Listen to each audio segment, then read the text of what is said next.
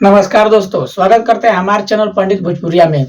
आज हम बात करेंगे भोजपुरी के एक सिंगर कहे जाते हैं संतोष रेणु यादव, जो अभी राजनीतिक मुद्दा में भी वो जाने जाते हैं और ज़्यादातर वो कंट्रोवर्सी में रहना पसंद करते हैं। और दूसरी बात ये भी बता दें कि वो आरजेडी के समर्थक हैं।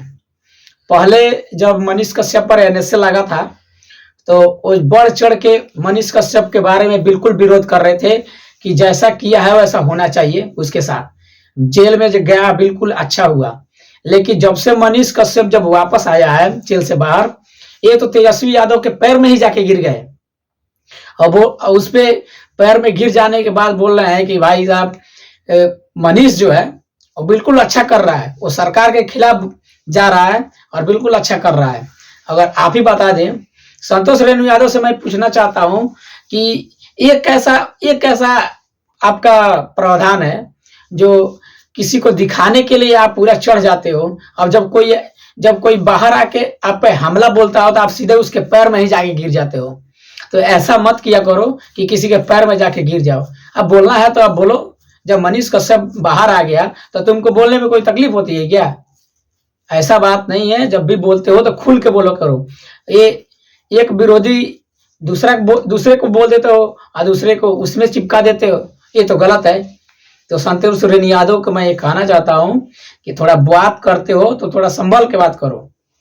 ऐसा नहीं है कि बात करते हो तो किसी के समर्थन में बोल दो और किसी के विरोध में बोल दो, तो इसी तरह कंट्रोवर्सी में पड़ जाओगे बच्चे।